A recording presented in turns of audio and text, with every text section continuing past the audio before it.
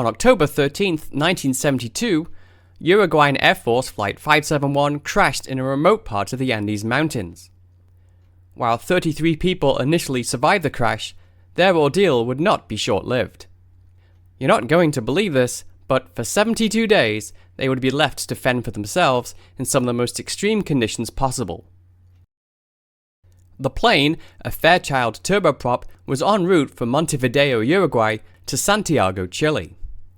On board were 45 passengers and crew, including 19 members of the Old Christians Club rugby union team, along with their families, supporters, and friends. The flight departed Carrasco International Airport on the 12th of October, but a storm front over the Andes Mountains forced them to spend the night in Mendoza, Argentina, in order to wait for the weather to clear. It did the following day, and the plane finally took off at 2:18 p.m. As the plane flew over the Andes, clouds obscured the pilot's view of the mountains below. At 3:21 p.m., the co-pilot flying the plane mistakenly believed he had overflown a radio beacon, although the plane was almost 70 kilometers away from it, and began to descend towards what he thought was a destination airport in Santiago. His more experienced captain failed to notice this error, and the co-pilot radioed Santiago that they were overflying the beacon and requested clearance to descend. Air traffic control, not aware of the plane's actual position, authorized the descent to 3,500 meters, 11,500 feet. Now flying dangerously close to the mountains, the southern ridge of a nearby glacier was now visible. The co-pilot raised the plane's nose to avoid it, but at 3:34 p.m., the tail of the plane clipped the ridge, taking with it the rear half of the plane, including 2 rows of seats and the vertical and horizontal stabilizers. The plane continued forward until the fuselage crashed into the snow at 350 kilometers an hour, 220 miles an hour. A total of 33 people were alive, although many suffered critical injuries. Aircraft from Chile, Argentina, and Uruguay were dispatched to locate the missing plane, but were unable to spot its white fuselage against the snow. The survivors tried in vain to write an SOS on the fuselage and even used luggage to fashion a cross on the snow, but these too could not be seen from above. After 8 days of searching in vain, the rescue was called off. The searchers concluded the chances of anyone surviving the crash by then were minimal. They planned to resume the search to recover the victims in December once the snow had melted. The survivors were now all alone, over 11,000 feet up in the mountains. They turned the broken fuselage into a makeshift shelter using broken seats, luggage, and snow. One of the survivors took plastic sun visors from the cockpit and made sunglasses to prevent snow blindness. At night, temperatures plunged to minus 30 degrees Celsius. They lacked medical supplies, sufficient clothing, equipment, and most importantly, food. Another man attached electrical wire from the plane to a transistor radio. Using this, they heard the announcement of the abandoned search and rescue. Food was scarce on the plane. Any food they found had to be rationed. At this elevation, there were no animals or vegetation. When the food ran out, they resorted to eating cotton stuffing from the seats, along with leather from belts and shoes, which made them sick. With no rescue in sight, the survivors realized what they would have to do next. They gave each other permission to use their bodies for food in case they died.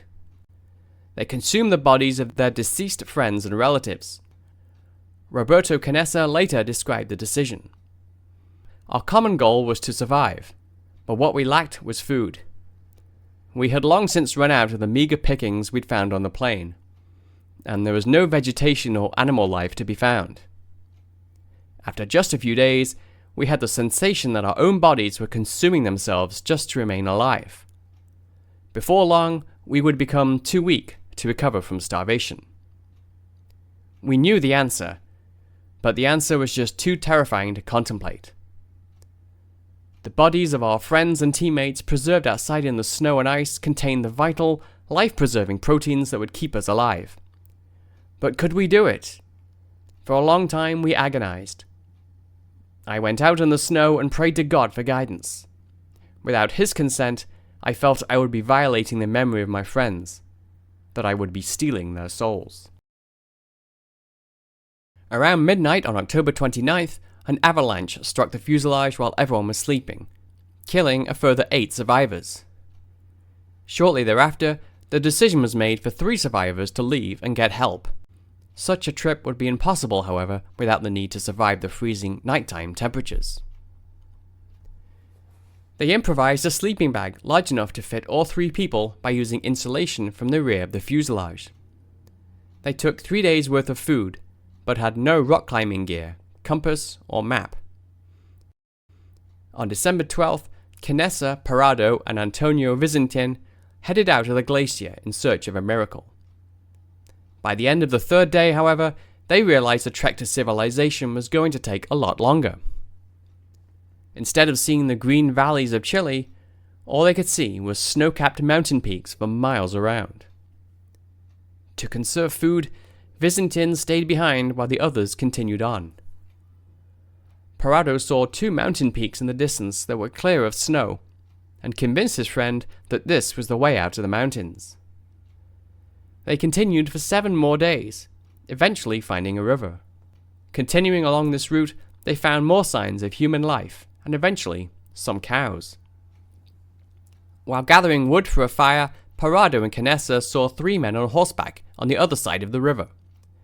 One of the men acknowledged them back, scribbled a note, tied it to the back of a rock, then threw it over the river towards the men.